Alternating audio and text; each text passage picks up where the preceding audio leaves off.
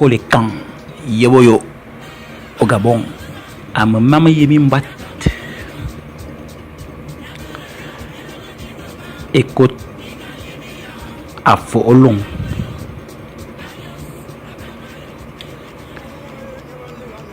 bien bimis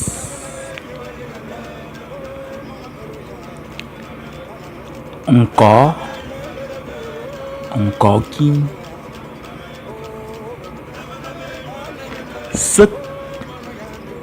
set binamayap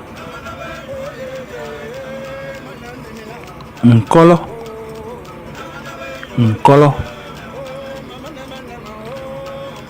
akena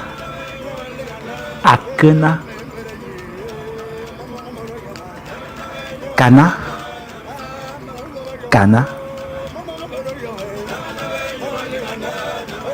tulasi ayabo tulasi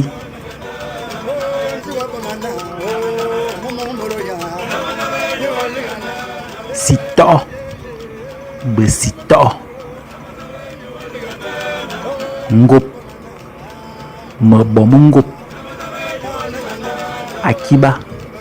siko le camp akiba génération